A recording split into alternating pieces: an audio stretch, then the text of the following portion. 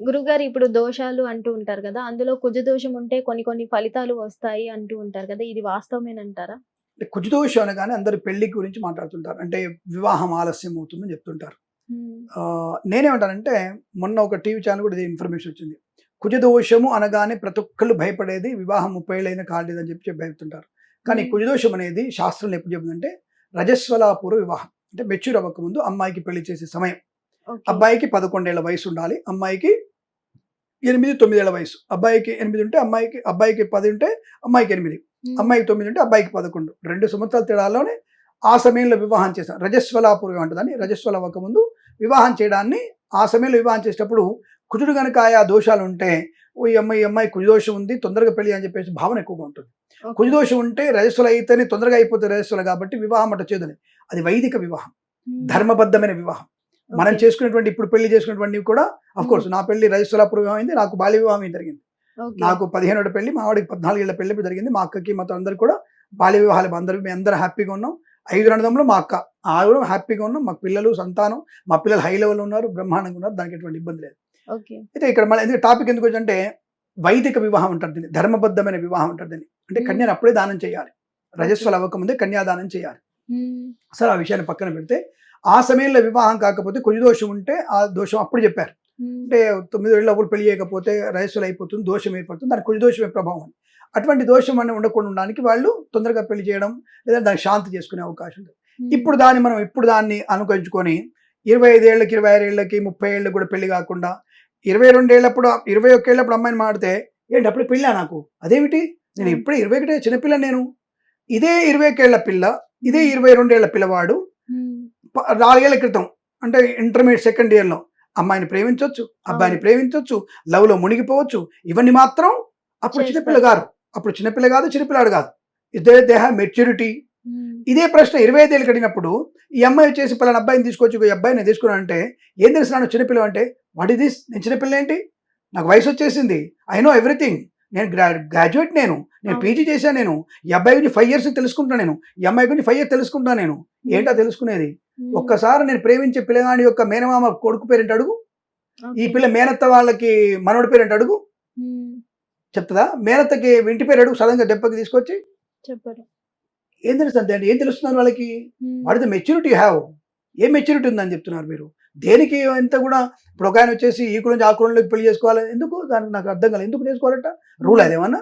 Okay. కులాంతర వివాహాలు చేసుకోవాలంత rule ఏం లేదు గదా! దాన్ని హ్మ్. ప్రోత్సహించాల్సిన అవసరం ఏం లేదు. నువ్వు మతానికి, కులానికి మ అంటరానితనానికి నువ్వు మంచిగా మాట్లాడు. హ్మ్. అంటరానితనం మంచిది కాదు. అందరం కలిసి ఉండాలి. కలిసి భోంచేయాలి అనేటి ఓకే. No problem. ఏదో బావుంది. నాకు నువ్వు చికెన్ తింటావమ్మా? నీకిష్టం. బాబోడు చికెన్ తింటున్నాడు. హ్మ్. వాడికిష్టం. కానీ ఆ చికెన్ తిన్న బాబోడు వచ్చి నన్నోడు చికెన్ పెడతా అంటే నేను తింటానా? నాకు వాంతికొస్తది మరి. అవును. అరే! నువ్వు ఎందుకంటున్నావు ఈ విషయాన్ని? మళ్ళీ ఏటో కింద కామెంట్ పెడతారు మనోళ్ళు. హిట్ టీవీకి కామెంట్స్ చాలా ఉంటాయి. మంచి కామెంట్స్.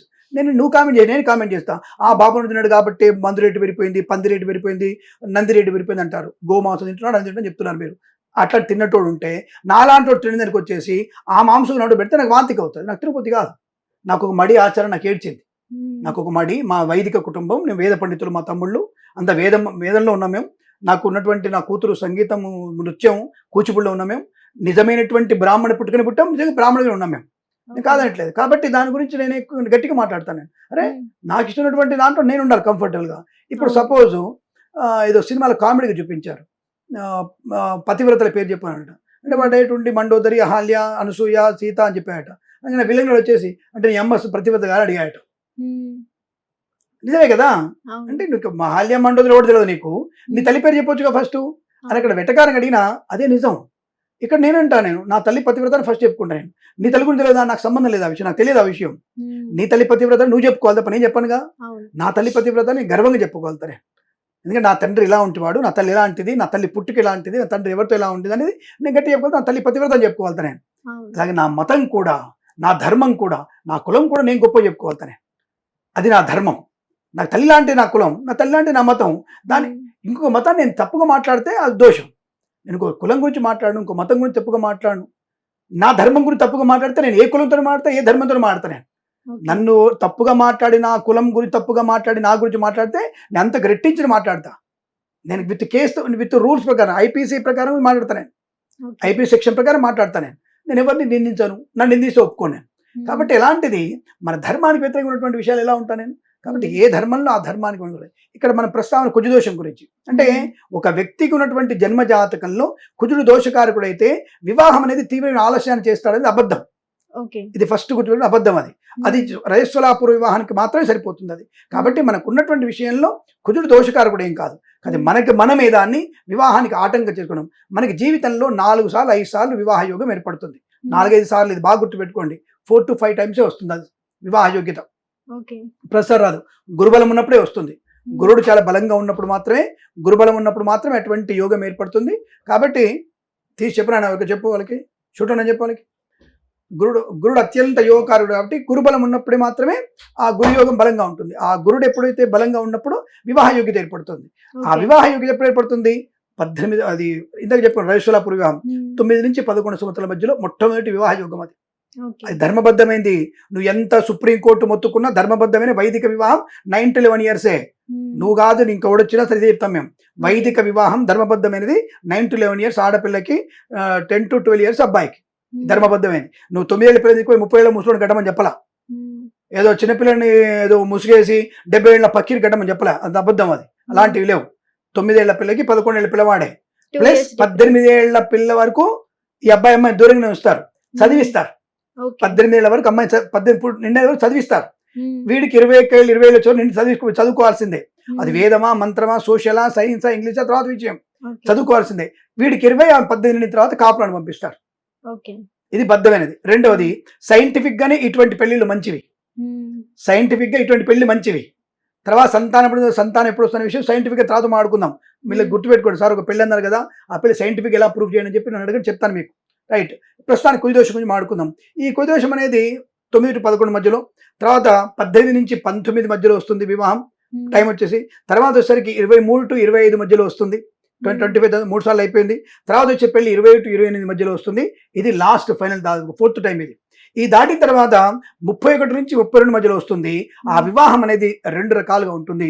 ఒకటి రెండవ వివాహం జరగవచ్చు, అంటే రెండవ భర్తనో, అంటే రెండవ పెళ్ళైన వాడో, రెండవ పెళ్ళి అమ్మాయో రావడానికి అవకాశం ఉంటుంది.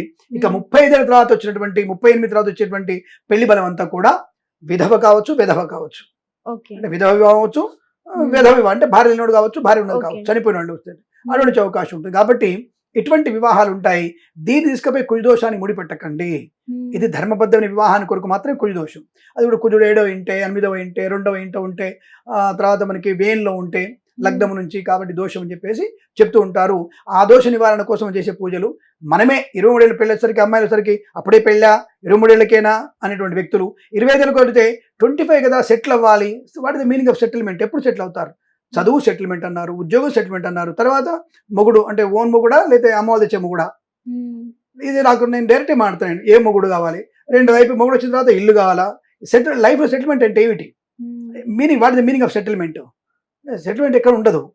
అది రెగ్యులర్గా ఒక్కొక్క ఏమంటారు, మనకి వస్తూనే ఉంటే దాన్ని పూర్తి చేసుకోవాలి. ఒక ఇల్లు కొనగా అయిపోతారా మీరు, మీ ఆయన కలిపి? ఒక ఇల్లు చాలా మీకు? 2 ఇల్లు వద్దా మీకు? 2 ఇల్లు అంటే ఇల్లు, గృహం. మీ ఆయన ప్రకారం 2 ఇల్లు అంటే చిన్న ఇల్లు కాదని చెప్పండి, అది గుర్తుపెట్టుకోండి. అంటే ఇల్లు అనేది అంటే ఎక్కడ కూడా మనకి ఒక కోరికలకు అంత ఉండదు. సో సెటిల్మెంట్ అదే, కోరికలు ఆపే సెటిల్మెంట్ అయిపోయినట్టే. మన కోరికలు ఆగవు కదా. కాబట్టి ఈ కుజదోషానికి, ఈ వివాహ ఆలస్యానికి సంబంధమే లేదు. అలా అని చెప్పేసి కుజదోషం గురించి ఎక్కువగా థింక్ చేసి మీరు ప్రమాదంలో పడే అవకాశాన్ని వినియోగించుకోకండి. ఒకలాంటి దోషాలు ఎవరైనా ఉండి మీరు పూజలు చేస్తామని చెప్పినా సింపుల్ మీకు మీరే సుబ్రహ్మణ్య స్వామి అష్టోత్తరం చదువుకోండి. కుజగ్రహ దోష నివారణకి కందులు దానంగా ఇవ్వండి. అనుకూలవంతమైనటువంటి వివాహం జరిగే అవకాశాలు ఖచ్చితంగా ఉంటాయి. అంటే వేరే వాళ్ళ దగ్గర ఎలాంటి నివారణలు చేయించుకోవాలి? చెప్తున్నా, సుబ్రహ్మణ్య స్వామి పూజలు చేసుకోవచ్చు మనం, కానీ అష్టమంలో కుజుడు కాబట్టి నీకు నష్టం వస్తున్న విషయంలో ఎక్కడ కూడా ఈ గ్రంథాలు చెప్పబడలేదు, ఎక్కడ చెప్పబడలేదు.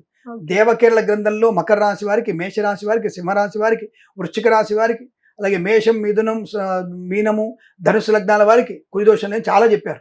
దేవకేరళ గ్రంథం అనే దాంట్లో స్పష్టంగా చెప్పబడింది. కాబట్టి దాని గురించి పెద్దగా కుజదోషం అనే బూచిని చూపించి వ్యాపారం చేసిన జ్యోతిష్కుల మాట నమ్మకండి.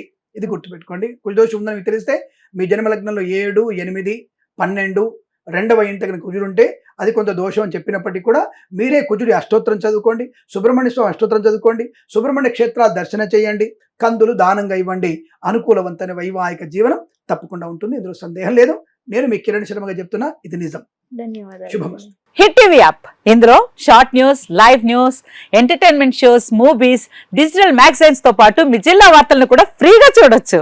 ఇంకెందుకు ఆలస్యం, వెంటనే హిట్ టీవీ యాప్ ని డౌన్లోడ్ చేసుకుని ఫ్రీగా ఎంటర్టైన్మెంట్ పొందండి. Hit TV app. Hit TV app. Please download Hit TV app. Hit TV యాప్ని ఫ్రీగా డౌన్లోడ్ చేసుకొని ఎంజాయ్ చేయండి. మీకు నచ్చిన ఎంటర్టైన్మెంట్ కోసం హిట్ టీవీ యాప్ ని ఫ్రీగా డౌన్లోడ్ చేసుకుని ఎంజాయ్ చేయండి. హిట్ టీవీ యాప్ని డౌన్లోడ్ చేసుకుని ఆస్వాదించండి, ఆశీర్వదించండి. ఇంతమంది సెలబ్రిటీలు హిట్ టీవీ యాప్ ని డౌన్లోడ్ చేసుకోండి అని చెప్తున్నారంటే ఎంత మంచి యాప్ ఆలోచించండి. అమెరికా అమెరికా అమెరికా అమెరికాలో చదవాలనుకునే వాళ్ళకి విశ్వసనీయమైన పేరు మన శౌర్య కన్సల్టెన్సీ. UK లో 1 year masters. UK లో 1 year masters. 2 years work permit up to 5 years visa. Contact Saurya Consultancy.